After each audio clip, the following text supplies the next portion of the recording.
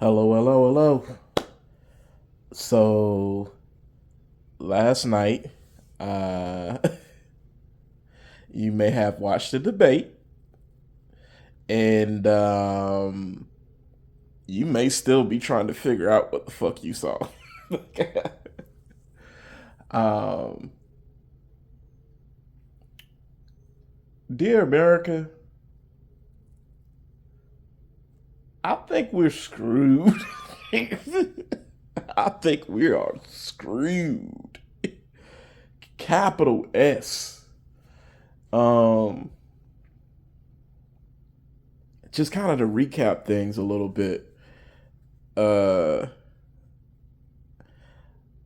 like a lot of y'all know I call the president like F boy Joe and everything, but um, I kind of feel bad for him at this point. Like this is elder abuse. What we're doing at this point. Well, not we, but his team, because it. I've never seen a worse debate and a worse debate performance by an individual. Just kind of wrapping things up in like a nutshell. Like Biden comes out, his voice is super raspy. He had like maybe two or three times where he got through a coherent sentence beginning to end. And they said like he's sick, he has a cold or something. But I'll be honest, man. There were points in time where his mouth was open, his eyes were wide, and for about the first 15 minutes or so, I was trying to figure out like, is he too high or is he not high enough? And after a bit, I just came to the conclusion like, nah, he ain't high. I really think right now he having a conversation with hey Death tapping him on the shoulder like, hey bro, you know what I'm saying? How next Tuesday sound for you? You want us to go ahead and let's meet up? We gonna go ahead and get you on up out of here. You know what I'm saying, bro? Let me digress. Let me get serious. Let me get serious. But yeah, he didn't look there. He did not look like he was mentally there. He didn't sound like he was mentally there. And the whole thing of it is like, we knew this. So the fact that Democrats and these establishment figures are, oh, we have to do something. No, everybody in America, even Stevie Wonder could see this shit coming.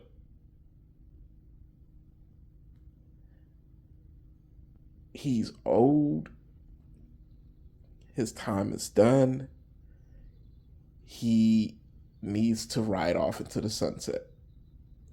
He even admitted when he ran back in 2020 that he's old, that he doesn't think he could do it for two terms.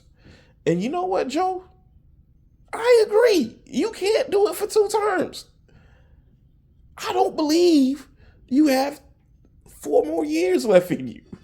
I really don't. And I don't mean that to be disrespectful. I don't mean that to be derisive of him. Like on a purely human level, I really feel like he's at the end of his time. And when you talk about a family member, that's one thing. When you're talking about the leader of the nation in one of the most consequential nations on the face of the planet, like, nah, you can't have that. That contributes to some of the challenges that we're facing as a nation. Why some countries and leaders view us as weak, even why some of the populace views us as weak. I have a homeboy who's not even into politics, but he watches the debate, and he texts me, and we're joking around a little bit and whatnot. And then at the end of the day, dude's like, yo, he looks like he's about to keel over. He's weak. I could never see myself voting for him. And I've been trying to get this individual to vote, not Democrat or Republican, but just to come out and vote. And that, hey, either vote third party, or even if you feel like none of the third party candidates are, anything you could believe in, go in and write something in. Like we was talking, he's like, I might go and write in Tupac, because I do get what you're saying. They need to, quote unquote, like, hey, if I don't vote, they'll just assume I dropped out the electorate, and they might not come back. But if they see I've written something in, like, it might be a protest vote, it might not have any consequence, but that is an effective FU, and it shows that I'm still engaged in the electoral process. Trump,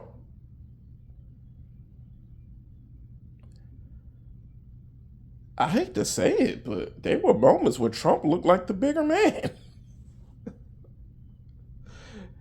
And he did what I expected him to do. He came with a lot of energy, a lot of bravado, um, thin skin in certain questions. Certain questions he didn't even answer. He just pivoted to something else entirely. And it was one of those ones where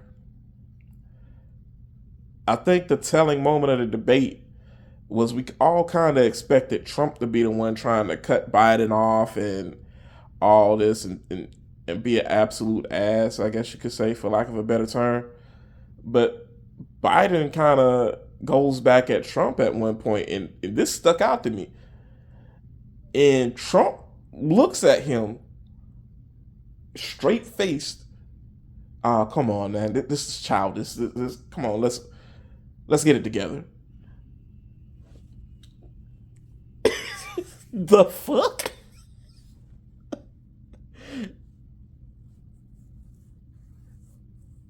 And it was just wow.